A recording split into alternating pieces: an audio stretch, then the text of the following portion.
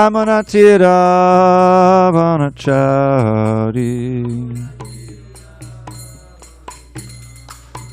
Jaya Radha Madhava Kunjabi Hari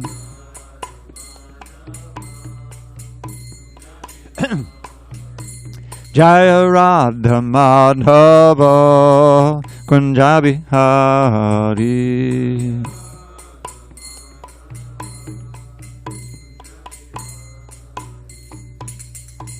Jaya Mr. Pad Paramahansa Padavidikacharya Ashtotar the Sri Srimad Divine Grace Srila A.C. Bhakti Vedanta Swami Prabhupada Ki Jai ISKCON BBT Founder Acharya Srila Prabhupada Ki Jai Jai Om Vishnupad Paramahansa Pradikacharya Ashtotar the Sri Srimad Divine Grace Srila Bhakti Siddhanta Saraswati Thakur Ki Jai Ananta Koti Vaishnavindra Ki Jai Namacharya Srila Haridas Thakur Ki Jai Srimad Bhagavad Gita Ki Jai Samaveda Bhaktivinoda Ki Jai. All glory to the assembled devotees. All glory to the assembled devotees. All glory to the assembled devotees. All glory to Shri Guru and Gauranga.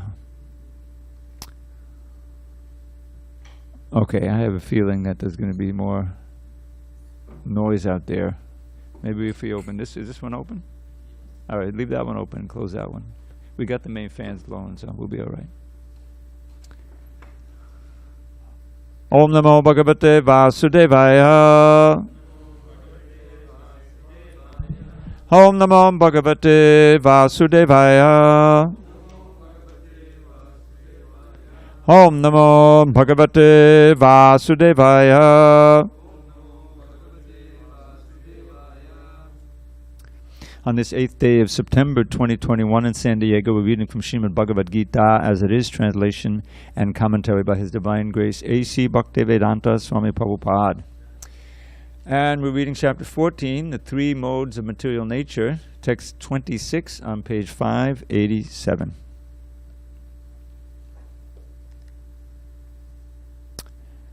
Mam Chayo Avyabhicharena Bhakti Yogena Sevate Sagunan Samatityaitan Brahma Bhuyaya Kalpate Mang Chayo Vyabhicharena Bhakti Yogena Sevate Sagunan Samatityaitan Brahma Bhuyaya Kalpate Mang Chayo Vyabhicharena Bhakti Yogena Sevate Sagunan Samatityaitan Brahma Bhuyaya Kalpate Mang Chayo Vyabhicharena Bhakti Yogena Sevate Sagunan Samatityaitan Brahma Bhuyaya Kalpate.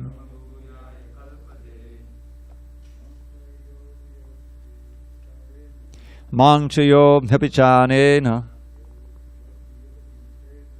Bhakti Yogena Sevate Sagunan Samatityaitan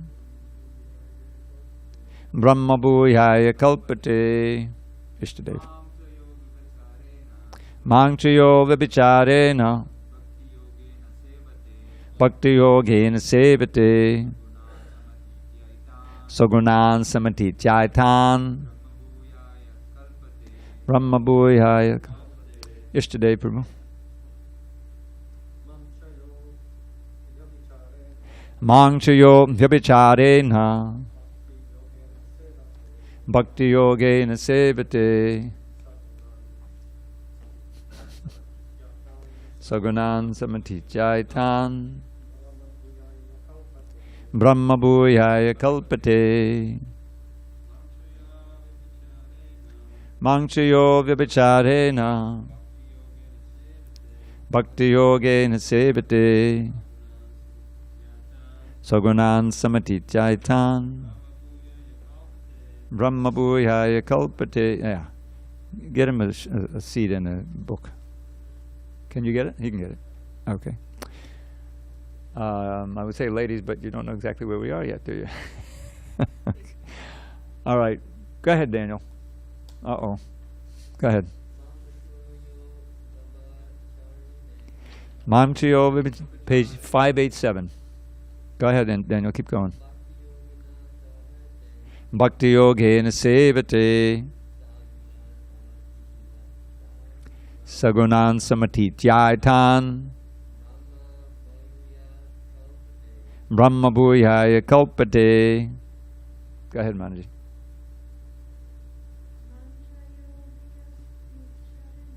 Mangchayo vyabhicharena bhakti yogena sevate sagunan samatityaitan brahma bhuyaya kalpate. Word by words. Mam, unto me, cha, also, yaha, a person who, abhyabhicharena, without fail, bhakti yogena, by devotional service, sevate, renders service, saha, he, gunan, the modes of material nature, samatitya, transcending, etan, all these, brahma bhuyaya, elevated to the Brahman platform, kalpate, becomes. Yeah, you can get a book. Just give him a seat and a book. But you need to move a little farther west, east, south, I forget, this way. Yeah, it's the ladies section over there. All right, where were we? All right, I was reading the word by words. Did I finish? I did, right? Where am I? Okay, sorry. Bhakti yogena, by devotional service, sevate, render service. Sahahi, gunan, the modes of material nature. Samatitya, transcending, etan, all these, brahma bhuyaya, elevated to the Brahman platform, kalpate, becomes. Translation. One who engages in full devotional service, unfailing in all circumstances, at once transcends the modes of material nature and thus comes to the level of Brahman. Purport. This verse is a reply to Arjuna's third question. What is the means of attaining to the transcendental position? As explained before, the material world is acting under the spell of the modes of material nature. One should not be disturbed by the activities of the modes of nature. Instead of putting his consciousness into such activities, he may transfer his consciousness to Krishna activities. Krishna activities are known as Bhakti Yoga, always acting for Krishna. This includes not only Krishna, but his different plenary expansions such as Rama and Narayan. He has innumerable expansions. One who is engaged in the service of any of the forms of Krishna or of his plenary expansions is considered to be transcendentally situated. One should also note that all the forms of Krishna are fully transcendental, blissful, full of knowledge, and eternal. Such personalities of Godhead are omnipotent and omniscient, and they possess all transcendental qualities. Omnipotent means all-powerful, omniscient means all-knowing. So if one engages himself in the service of Krishna or his plenary expansions with unfailing determination, although these modes of material nature are very difficult to overcome, one can overcome them easily. This has already been explained in the 7th chapter. One who surrenders unto Krishna at once surmounts the influence of the modes of material nature. To be in Krishna consciousness, or in devotional service, means to acquire equality with Krishna. The Lord says that his nature is eternal, blissful, and full of knowledge. And the living entities are part and parcel of the Supreme, as gold particles are part of a gold mine. Thus the living entity in his spiritual position is as good as gold, as good as Krishna in quality. The difference of individuality continues, otherwise there would be no question of Bhakti Yoga. Bhakti Yoga means that the Lord is there, the devotee is there, and the activity of exchange of love between the Lord and the devotee is there. Therefore, the individuality of two persons is present in the Supreme Personality of Godhead and the individual person. Otherwise, there would be no meaning to Bhakti Yoga. If one is not situated in the same transcendental position with the Lord, one cannot serve the Supreme Lord. To be a personal assistant to a king, one must acquire the qualifications. Thus, the qualification is to become Brahman, or freed from all material contamination. It is said in the Vedic literature, Brahmaiva san Brahmapyeti.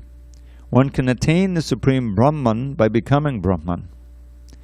This means that one must qualitatively become one with Brahman. By attainment of Brahman, one does not lose his eternal Brahman identity as an individual soul. Om Jnana Timarandasya Jnanandana Shalakaya Chakshu Unmilatam Mena Tasmai Shri Gurave Namaha. I was born in the darkest of ignorance, but my spiritual master Srila Prabhupada opened my eyes with the torchlight of knowledge. I offer my humble obeisance unto him and all members of Sri Parampara.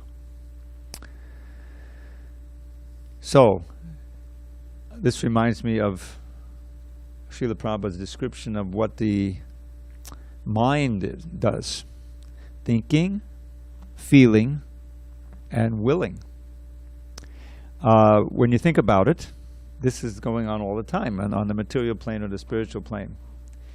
We're thinking, and because we're human beings, we can project into the future, we can make assumptions, we can come to conclusions, and we're always cogitating, getting stimuli from outside and deciding to do things. But when we decide to do something, that's called willing. We collect so much information, and according to the modes of nature that we're in, we interpret the information as it's coming in. Is this something I should act on? Is this pleasurable? In my particular mode, you don't think mode, you just think this is who I am. You know, I like this, I don't like that. This duality of material life. And then you will to do something. So the feeling part is very important. In fact, when you think about it, Bhakti Yoga is meant, the ultimate goal is a feeling. You know this phrase? This is a good one to learn. We can all learn it tonight if we don't know it. Prema Pumarto Mahan. Does anyone know what that means right now? You know what prema means? Okay, prema we know. Prema is love of God, with Krishna. Now, who knows the distinction between prema and kama? This is a verse in the 4th chapter of the Adi Leela.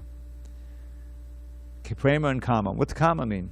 We know what kama means. We're familiar.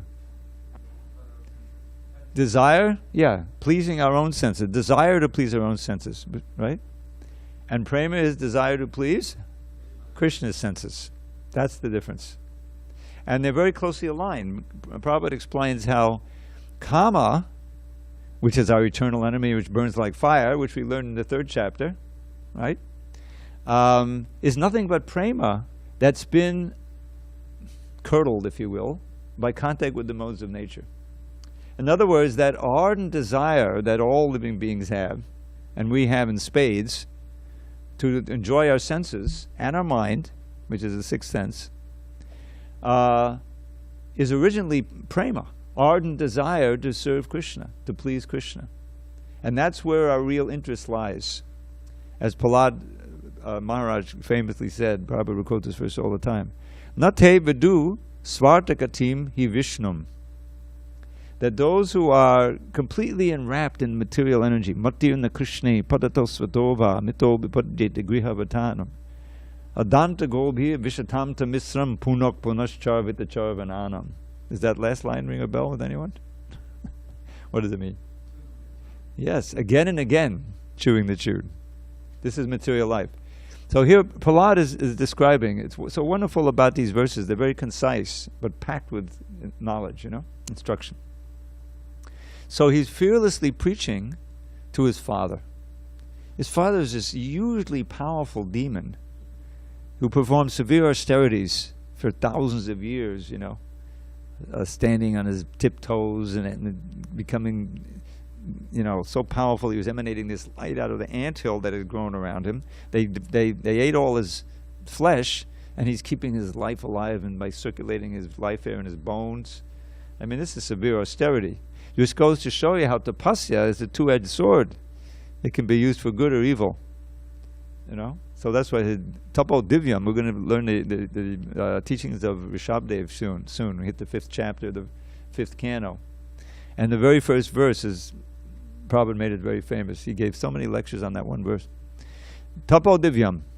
The Rishabdev said, my dear sons, you have to perform divine austerity for the purpose of purification of the existence, so that you can come to the point of experiencing Brahma Saukya. In this verse, we have Brahma Bhuyaya. See, spiritual, purely spiritual, mode of pure goodness. Otherwise, you'll be caught in this trap of trying to enjoy sense gratification in the modes of nature, which produces suffering. So this is the choice. So this thinking, feeling, willing. Now, Krishna has provided us this knowledge. This is the thinking part. He's giving us knowledge. In this chapter, he's giving us so much knowledge about how this material world is created, how it's working. He says at the beginning, I am the creator of this of everyone. What is that? How does it go? Sarva yoni shakunteya murtayak sambhavanteya tasam brahma mahajoniya aham bija padak pita. Prabhupada would always quote that last line. Aham bija padak pita. I am the father who gives the seed, bija. Just like in material life. There's a seed given and then things grow. So Krishna is describing that. Now how is the material world working? Oh, then he describes the intricacies of the material modes of nature. But you can see those modes, whether it's goodness, passion, or ignorance, if it's material goodness, it still keeps us tied up to this world. He says you get conditioned by a mode of peace and happiness, which is material, and by knowledge, by material knowledge. Whereas someone who's in the mode of passion, you're conditioned by all those material desires and all the unfulfilled desires, and you can become angry. You know, the passion, you're definitely entangled in this world. And mode of ignorance, darkness, you know, lower, trying to enjoy through sleep, intoxication, very dangerous. You generally lose the human form of life. So these are always vying for ascendancy, you see? So now, these modes, the word guna can also mean rope. Prabhupada explains in the purport, he refers back to the 7th chapter, text 14. This is a good one to learn if you're into learning verses. It says, Daivi yesha gunamayi mama maya duratteya ma meviye papadyante maya metang tarantite. So much of the philosophy of Krishna consciousness activity is in this verse. First, he says that this material world is divine. Well, I thought it was material. How is it all divine? It's divine because it's composed of Krishna's energies. Gunamayi. Mama maya. He said, my maya. Maya here means energy. Duratteya. Hare Krishna. Welcome, Michelle. Divine. Because it's related to me. And from Krishna's point of view, everything is divine. Even the material energy, because it's his energy. Daivi gunamami mama maya duratteya. Very difficult to cross beyond. How are you going to cross beyond it unless you have a clue about Krishna consciousness? Krishna's just told us how to do it. But if you're not familiar with this verse, or if you don't have any faith, right? Then you're stuck. You're bound up. He uses that. You're bound up hand and foot by the ropes of the material modes of nature, the gunas. So how can you be released? You have to get the blessings of someone who's already released, the spiritual master. You see, this is the point here. Krishna said, one who serves me, avyabhichari, every word is significant, means without fail, without interruption. That's what this word avyabhichari means. We keep hearing words like this. At the beginning, this famous verse about what is dharma. Savaipang sangparo dharma yato bhakta hokshadeyo haitukya pratiyata mamatmas supasidati. The soul can be fully satisfied by practicing that dharma which evokes or results in pure devotion to Krishna, Adhokshaja, the transcendent Lord. But such devotion has to be unmotivated. Not that we're serving Krishna so we'll get something for ourselves. Rather, we serve, the standard is in Gaudiya Vaishnava Sampradaya to serve God simply for God's pleasure. And that's the most auspicious thing. That's what's being described here. And such service has to be uninterrupted. That's what this unfailing is, of Vyabhichari. And then you can actually transcend the modes of nature and come to the Brahma Bhuyaya. Brahma Bhuya means the Brahma Bhuta platform, transcendental to the modes of nature. And as Krishna explains in the 18th chapter, that's where real bhakti begins. at every moment, remembering Krishna, never forgetting, and relishing your own personal relationship with him. That's why Prabhupada says it's such a wonderful passage here. It's the exchange of love. It's not just one way. You're serving Krishna and you're feeling his reciprocation. Even in our neophyte state, we can experience the reciprocation. You know, the first thing that comes is that you feel. I remember chanting Hare Krishna. This was actually before I was initiated. I was chanting, and I would try to chant wherever I was going. You know, I had a job and everything. And at one point, I remember I'm walking in this parking lot, and suddenly I feel lighter. Lighter. That I had been relieved of a burden. I didn't know exactly what was going on. But as, you know, we learned eons of karma are being destroyed. And if you practice with determination, what is that formula? Enthusiasm, patience, and determination. This is a formula for achieving anything, right? If you want to become a flute player, which I did at one point, you spend hours trying to get a sound out of the thing, you know. Maharaj is stay with me. He's back. I don't know if you know. He missed his flight, Bhakti Sundar Swami. So I have a flute there, and I was picking it up and blowing a few, you know. And he said, "Oh, I like to do that. I like to play, you know." So he picked it up. Is it this way or this way? I said, "This way." And then, of course, how do you get a sound out of this thing? You know? And I said, "Yeah, it's all in what they call the embouchure.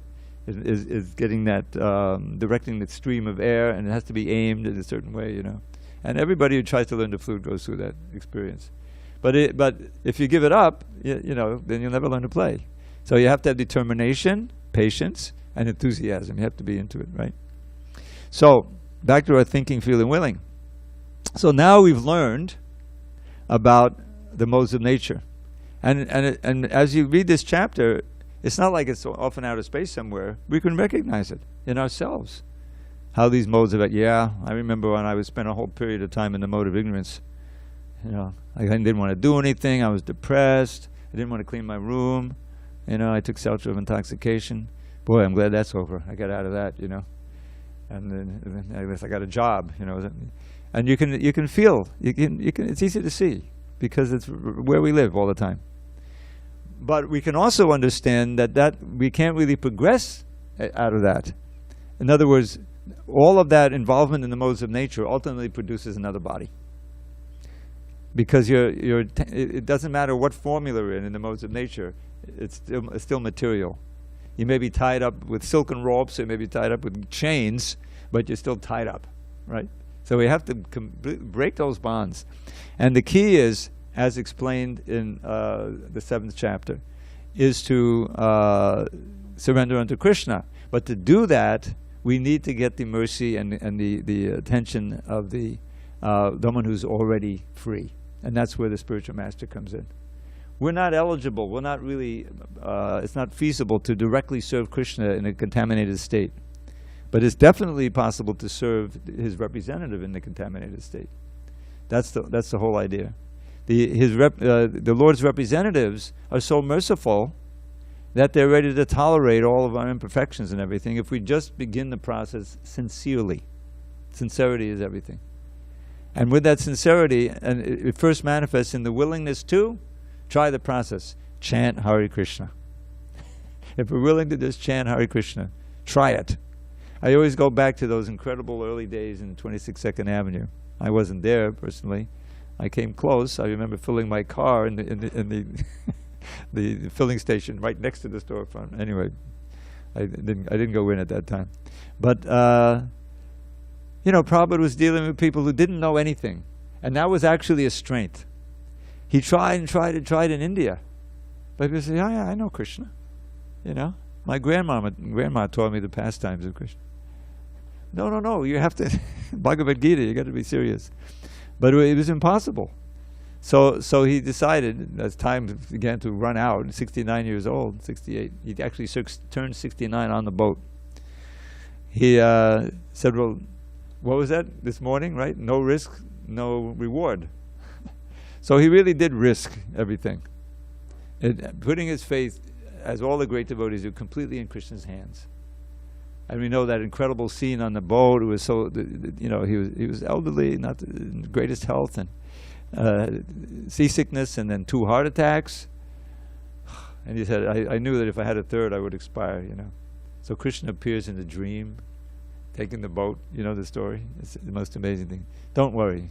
And then the miracle, and anyone who, I haven't sailed on the Atlantic, but I know, especially in September, hello, it's hurricane season, right? It's now.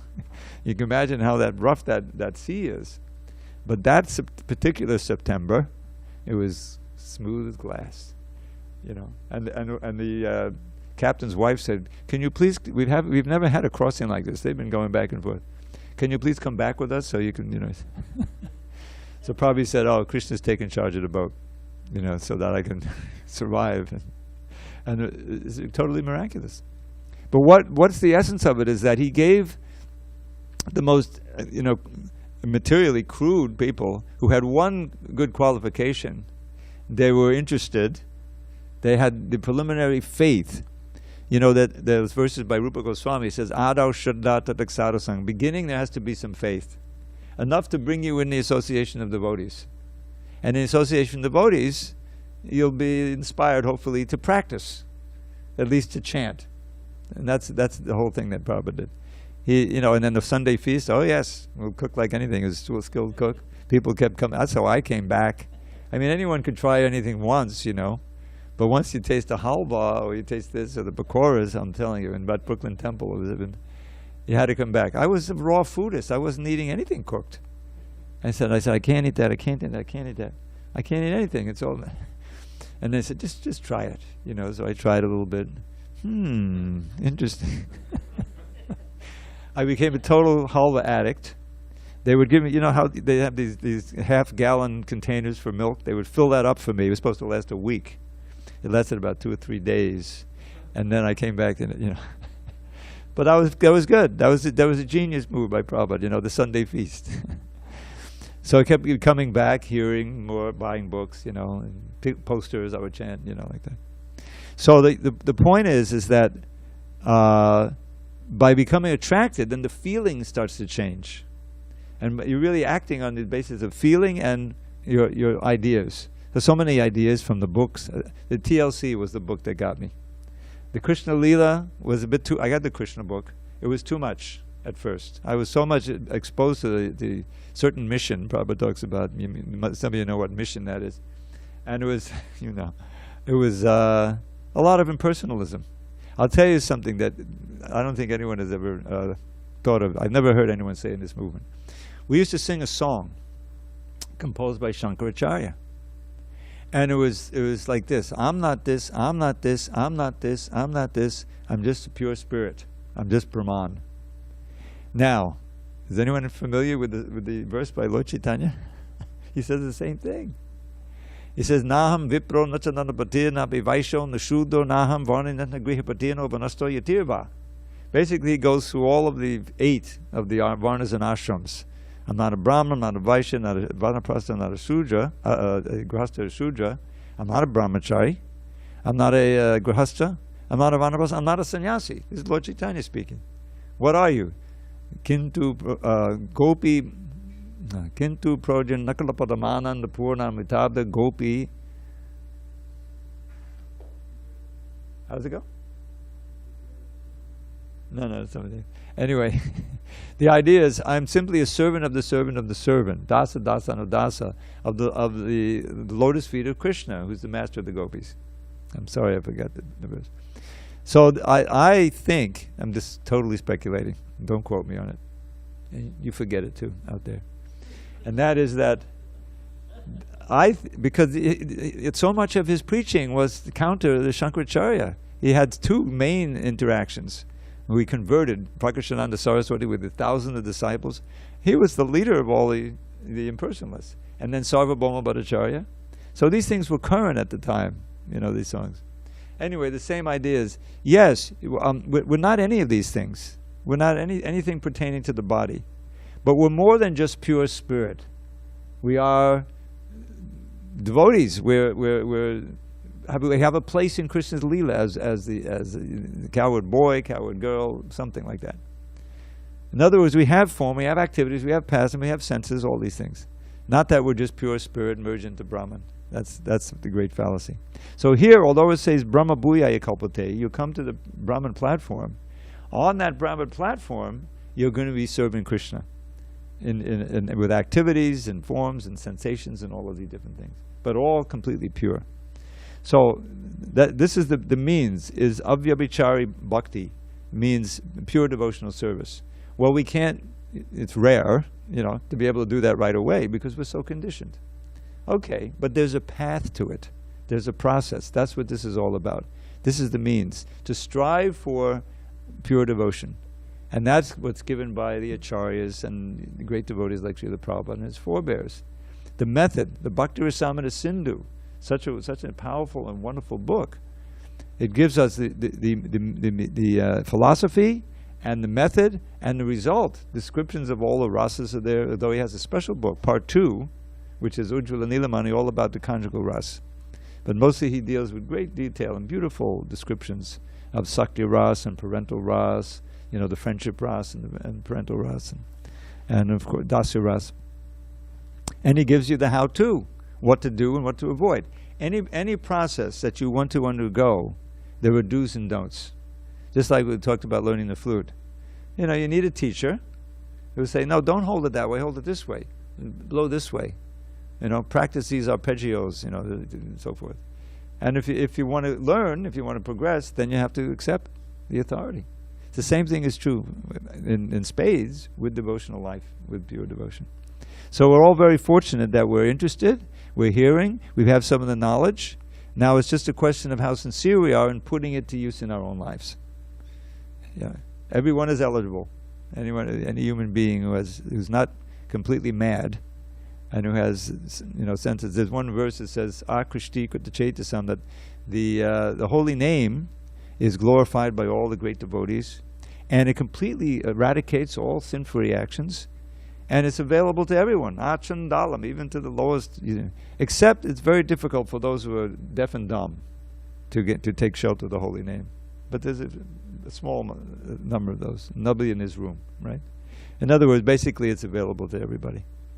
And it doesn't wait for initiation. Many of you are not initiated in this room, but you've experienced, I assume all of you chanting to some degree, and you've all experienced the benefits. It doesn't wait for diksha or anything else. You just chant it and you get so much, the fruit is there. And so much of the fruit is invisible. Elimination of eons of births of sin-free actions is just even just chanting one name, just chanting Krishna, and how merciful the Lord is. What to speak of if we get serious and we can actually experience pure love for Krishna. So this is the chapter about the modes of nature is very important because it tells us exactly where we're at, and it tells us how we can transcend and the benefits also. And that's also in the next verse we'll read about this Brahmana, where this Brahmana is Amritasya, is eternity and nectar. Yeah. Hare Krishna, Prabhu. Okay, we have a local, Danavari, we have a local question, then you're next, okay? Okay, sure, no worries. Thank you. Can you explain briefly about the different kinds of expansions, Prabhu? Here it mentions we take shelter of plenary expansions, but there I've heard like there are different kinds of expansions of Krishna. Yeah. Well, there are plenary expansions and there are partial expansions.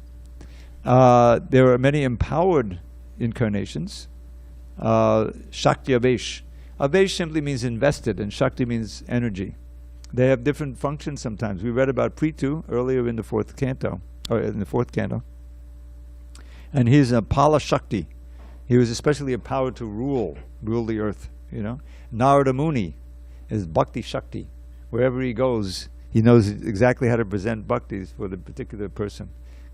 What is it called? Desha Kala Patra. Place, time, and candidate. And then there's the 4 Kumaras, Jnana Shakti. They're empowered. And the great devotees like Srila Prabhupada are also Shakti Avesh, because it says Krishna Shakti Vinana Haita Prabhatan, that the Yuga Dharma in this age is Sankirtan, And unless one is empowered by Krishna's energy, Krishna Shakti, Vina, without that, you can't spread it all over the world. Prabhupada spread it all over the world. Therefore, we must be empowered. So we can also be empowered to whatever degree we surrender, to practice devotional service and to give devotional service.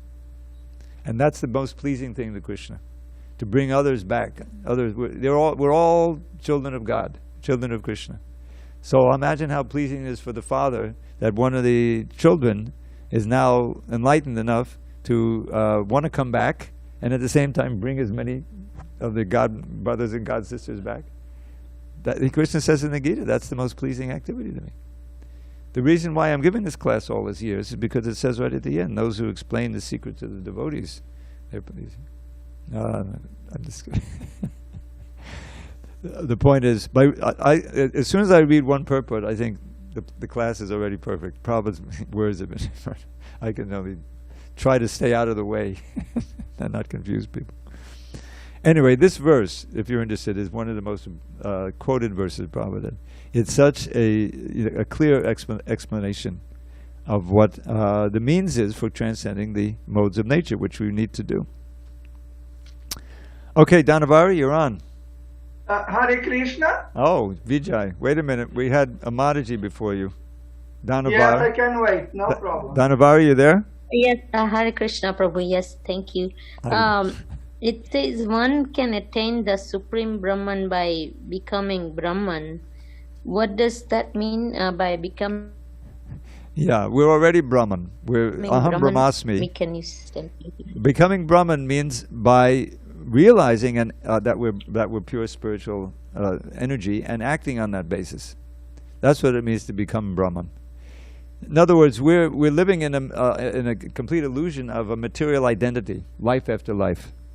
So in that sense, we're not Brahman. We're not aware that we are truly Brahman. It's a dream world. We're living in this daydream and night dream. Prabhupada says they're not really, one is no more real than the other. But because we spend more time in the daydream, oh, this is reality. But it's not. We're completely convinced we're the body. We're completely convinced that sense gratification is where pleasure lies. We're completely convinced of all these material relationships, which are just very temporary. Just like bubbles in this ocean. They come together and mix in the foam, and then they're scattered apart forever. That's the significance of all of our material relationships. That's the truth, And so then we're not truly Brahman. We're not acting like Brahman. But when we actually understand that we're pure spirit and we act on that relationship, that's what it means to be Brahman. You understand? It's an interesting use of the word language, of the language. But that's what they mean by it. Okay? Dhanavari, are you there? Thank you. Okay, Haribol. Hare Krishna. Vijay, you're on. Hare Krishna, Dravida Prabhu, my humble obeisances. Thank you for your wonderful class. Prabhu, the quote from the translation related to the verse you chose for today is as follows, quote, unfailing in all circumstances, end quote. So Prabhu, it seems to me, and correct me if I'm wrong, that this quote, unfailing in all circumstances, it is also related in some way to the need for me to becoming tested. Becoming what? In relation, becoming tested. Tested. Yes, tests. Yeah. How can you not fail unless you're tested? Okay, go ahead. While I am walking on the path related to the process of Krishna consciousness, maybe tests will be there in order to test my sincerity and determination. So my question is, why is it that in relation to the process of Krishna consciousness, there is the need for me to be tested? In what measure to be tested it is beneficial for me? And I'm asking this question because I have a different proposition, if I may. Why not making it without being tested? Why not just chanting Hare Krishna in order for me to become purified enough to go back home, back to Godhead, without tests, nice and easy. For example, taking a bath and dressing my best clothes to go to the church. Nice and easy. Uh-huh. The problem is that that our material desires and our material conditioning is very, very deep-seated. And the tendency and is to what the Christians call backslide. Has anyone ever been in a Christian backslide? Right? Mr. Dave knows that phrase. Because we're so accustomed to practically instinctively react to the stimuli for pleasure and pain, and to work on that basis in the modes of nature. We're so accustomed to it that we need to build up our spiritual muscles, right? Just like if you're going to be an athlete of some kind, our friend over here, Govardhan, don't cross him. He's a very powerful fighter. He knows. We feel very secure with him in the temple. It takes a while. You have to be tested. In other words, I lifted 30 pounds yesterday. Now I'm going to see if I can do 35, because I know I have to be that strong in order to do, this particular activity that I'm saying. So this is Krishna is testing us, testing our sincerity and our determination and our enthusiasm. They're measured. This verse is so scientific. This is also Rupa Goswami in the Upadeshamrita, which is like 11 verses that condenses the whole process down. It's amazing. So, utsaha nishtaya daryat tat karma pavartanat. So the enthusiasm, determination, nishtaya, and patience, daryat. In terms of what? Tat karma pavartanat. You see what I'm saying? In other words, it's all proven. Are you enthusiastic when it comes to the activities of Krishna consciousness? The first proof, get up early in the morning. Next proof, take a shower. And you really test yourself, if you take a cold shower, right? And when it gets colder. In other words, this is good for your spiritual life. It's not a question of if it's been recommended and so forth. And then you actually do it. So now you've passed the test. You're testing, the difficulty comes with your own mind, that you're so accustomed to, sleeping in, and when you do get up, nice long hot shower, then take another nap, and whatever. In other words, you have certain habits. How do you get out of a habit? You got to be determined, and it's painful for a while. So being able to pass those tests, then Krishna reciprocates. Then he makes it easy at that point. Now it's no longer difficult to get up. In fact, you come to the point you cannot sleep in. You're getting up. Oh my God, I got to get up. I got to go to Mangalarti. So that's good. Second nature. But then there's more tests, because Krishna, we want to be purified as quickly as possible. To go back this lifetime is not so easy. We have so many contaminations. So it's like anything we experience in material life, is that, if you once, what was the theme? No risk, no gain, no pain, no gain. Right? You must have heard that. No pain, no gain means, yes, there has to be some austerity. What does Rishabdev say? He's going to say in a few weeks. We could prepare for the verse. Nayam deho deha bhajanga loke kashtan kamanandate vidbhajange. There's so much in those two lines. He's telling his sons, you're a human being. Nirloke means you've been born in a human body. So now, don't just strive for those kind of pleasures that are available to the hogs. And he literally uses the phrase stool-eating hogs in the Sanskrit. In other words, it's abominable. And it's just such a waste of human life. So, kashta means striving very hard for that in order to try to enjoy this flickering happiness. So then what should I do? Tapo divyam. Divine austerities. Those which are meant for, not for building up power that you can rule the universe, like Hiranyakashipu or something in that realm. Everybody's performing austerities. You think that people who, look at the firemen trying to put these fires out. I'm not saying they should stop, but I mean, that's an austerity, right? I mean, that's a goal, okay, save the Lake Tahoe, whatever they're trying to do. But it's material. Everyone's performing some austerity. Otherwise, you're totally in a mode of ignorance, and, the poor guy's walking on the street, half mad, trying to find a place to sleep. So that has to be austerity. But so, what is that divine austerity? That we learn from the Shastra, from the gurus, by which, what happens? Putraka, he's speaking to his sons. Rishabdev is speaking to his 100 exalted sons, and he's going to leave and takes the most amazing sannyas. He's God, we learned that today, right? But he's going to express the most amazing kind of sannyas that you've ever read about. So anyway, Sattvam Shudyet, by which your existence can become purified. So what, and what that means, we won't get into detail now, but it means mode of goodness, going up the modes. And then finally, then the result, it's all in this one verse. Yasmad Brahma Saukyam Tvanantam. We're back to the word Brahma, which means spiritual happiness, by which you can experience that's Ananda we've been reading about, which doesn't end. Brahma Saukyam to Anantam. All material happiness ends. There's a beginning and end. The wise don't take their delight there. Read chapter 5, text 20, 21. So there's two alternatives. We can stay in our modes and try to get this flickering material happiness and suffer like anything in this life and the next. Or we can follow the principles of Tapodivyam, which is what we practice as Bhakti Yoga, and come to the state of Brahmabhuta, by which we can begin to experience that eternal bliss of love of God. That's our choice. It's all there, right? That's the answer.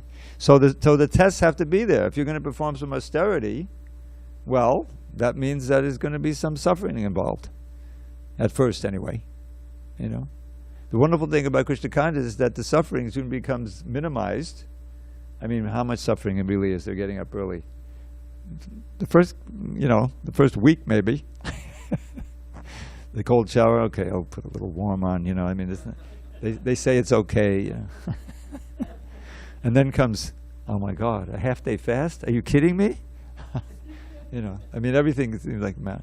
But then you find, oh, this is blissful, and like dancing and chanting. Probably at one point he says, it's a process of recreation only. He says the austerities, once you get into the mode of thing, it's not difficult. But the tests have to be there, Prabhu, to strengthen our bhakti muscles. Our determination has to be proven.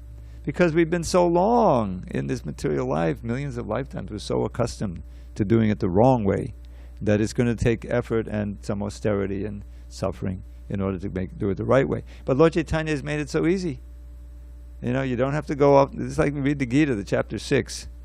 Arjuna says, oh my God, I can't do this. He didn't use those words, but that's basically what he go alone, sit like this. The hardest part to me is staring steadily at the tip of the nose. I say, how do you do that without going cross-eyed, I don't know if I could do it for 5 seconds.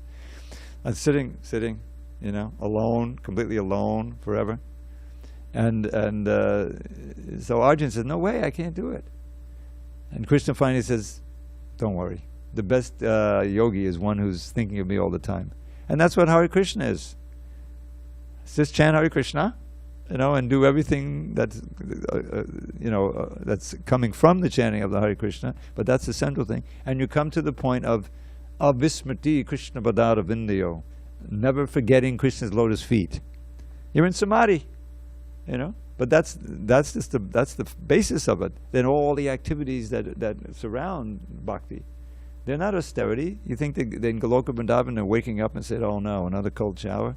I have to go out to herd these cows again." No, it's not like that. It's always fresh. Every day is new. There's always some other adventure. Chris is joking this way. He's playing tricks. And that's the Brahma Bhuya Kalpa thing. So that's the best answer I can give. Because yes, Dravida Prabhu, spectacular answer to my question. And if I may, in accordance with your answer, to change from a life made of vice to a life made of virtue, we have to pay the price. Am I correct? You made that up. That's a little poem. That's a little verse. Yeah, to change I'm from a life following made in of your vice. footsteps. Say it again. To change? To change from a life made of vice to a life made of virtue, we need to pay the price. It's the seed of a nice verse. It's nice. Good. Thank you. I also Well, you can make it better. send it to me on email. I'll work on it. Yes, of course. I will do it. Thank you very much. All right, so we have a couple of minutes. So I want to share my little mantra that I created. I've been teaching it to some of the boys, you know. I beg to be blessed by the best of the blissful boys of Vrindavan Dham. And then, since it's coming about Ashtami, I beg to be blessed by the best of the blissful girls of Vrindavan Dham. So you can, you may not have learned it right away, but you can look this up on YouTube. And you can get it, or you can write to me, I'll send it to you. And you could come before Krishna and say, I beg to be blessed by the best of the blissful boys of Vrindavan Dham. And try it, repeat it a couple of times. See what happens. I tried it. It's very blissful. Of course, it's substitute for chanting Hare Krishna. But actually, that's the meaning of Hare Krishna. Right? What did Prabhupada say? What does it mean? It means, oh, Krishna, oh, Radha, please engage me in your service. That's what the blessing is. To be blessed with service. So we all won the lottery, everyone here. Millions of times more than the lottery. You know, I used to walk around. I used to do I used to do it now, but they have a store on Bodega, you know, on the corner. And they have, lotteries, 27 million, 110 million, you know. They say, oh, I can win that, you know. And I said, I already won, you know, Hare Krishna, Hare Krishna, Hare Krishna. A human life in which you're dedicating, at least trying to dedicate your life to Krishna, that's all auspicious. Hare Krishna. Okay, anything further? I have half a minute, so I'll give you one more. This is a nice way you can counteract. There's so many fires burning in this state. Luckily, we don't experience them directly, but this is how the whole Kali Yuga is like a fire, and this is how you can go through that fire as if it's cool as a cold shower. Aho bir nakadev duyate sudha sudara modadam pade pade dine dine chandana chandra shitalam yasho yashoratana yasagiyate is Prajavali. Because at every step they drink a flood of wondrous nectar sweet, whose cooling power sandal paste enhanced with camphor can't defeat. They feel as if the raging blaze of Kali's days had ne'er begun. How blessed are they who fill their days with praise of Shri Yashoda's son. So see if we can fill our days with praise of Shri Yashoda's son, and we can sail along back to Godhead. All glories to Srila Prabhupada.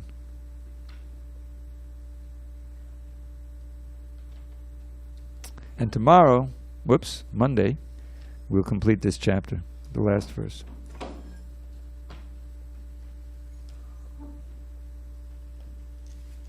I want to thank all our attendees, local and remote. Hare Krishna. Hare Krishna, Hare Krishna, thank you.